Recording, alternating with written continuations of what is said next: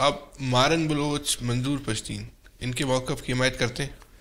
دیکھیں الگ الگ بتائیے گا دونوں. میں بتاتا ہوں آپ کو. دیکھیں جہاں تک اس بات کا تعلق ہے کہ خیبر پختونخوا میں دہشت گردی ہو رہی ہے، نہیں ہونی چاہیے، تو جس کا بھی موقف ہو، منظور پشتین ہو یا نعیم الرحمان ہو یا مولانا فضل الرحمان ہو یا عمران خان ہو، حمایت ہونی چاہیے.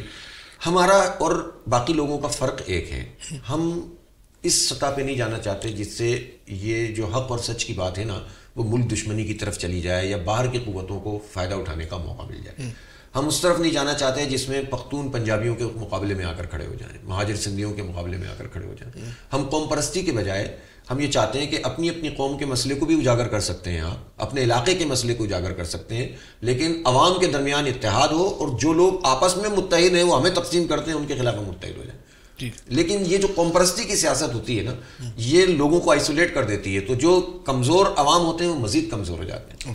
ہمارا نقطہ نظر یہ ہے کہ بلوچوں کا مقدمہ ہم بات کریں گے، اس پہ کر رہے ہیں. ابھی میں نے ایک کمیٹی قائم کی ہے، لیاقت بلوچ صاحب، مولانا ہدایت الرحمان صاحب، فراست شاہ صاحب اور مولانا عبدالحق ہاشمی صاحب، ان پر مشتمل کہ یہ بلوچ لیڈرشپ سے بھی بات کریں گے، پختون لیڈرشپ سے بھی بات کریں گے. بی ایل اے سے بات کریں گے؟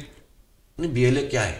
بی ایل اے تو دیکھیں وہ تو ڈکلیئرڈ، اگر کوئی پارٹی ایسی ہے جو اینٹی پاکستان ہو تو اس سے کیسے بات ہوگی؟ ان کو درست راہ پہ لانا، سمجھانا کہ غیر ملک انڈیویجولی آپ بات کر سکتے ہیں. اگر پاکستان کے دشمنوں کے ہاتھ میں کھیل رہے ہیں ان کو وہاں سے نکال کے دیکھیں جو لوگ جن جگہوں پہ کام کر رہے ہوتے ہیں وہاں پر نوجوان ہوتے ہیں نا اور سینٹیمنٹ رکھنے والے ہوتے ہیں، تو یہ انڈیویجولی ان لوگوں مارنگ سے رابطہ کریں گے.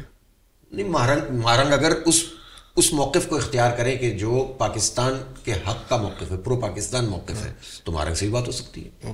ابھی اس وقت آپ اس مارنگ کے ویسے رہتی ہے بات چیت، میری تو نہیں لیکن ہماری وہاں کی لیڈرشپ کے لوگوں سے، سب لوگوں سے رابطہ رہتا ہے.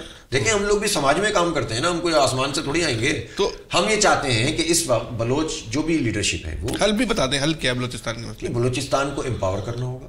دیکھیں ہوتا کیا ہے کہ جب کوئی خاص موقع پیدا ہو جاتا ہے نا تو اس میں تو یہ پوچھا جاتا ہے یہ تو اس میں تو آپ کیا بتائیں گے؟ یہ بات یہ ہے کہ یہ ایک لمبا کام ہے. خیبر پختونخوا ہو، انٹیریئر سندھ ہو، بلوچستان ہو، یہاں کے نوجوانوں کو امپاور کیجئے، ان کو تعلیم دیجئے، روزگار دیجئے، جو ان کے منرلز جہاں سے نکل رہے ہیں وہاں ان کا شیئر بڑھائیے، انڈسٹریلائزیشن کیجئے، ان کو کھپائیے، ان کو لے کر آئیے مین اسٹریم میں اور ان کو امپاور کیجئے. سب سے بڑی بات یہ ہے کہ ان کے مینڈیٹ کا تو احترام کیجئے.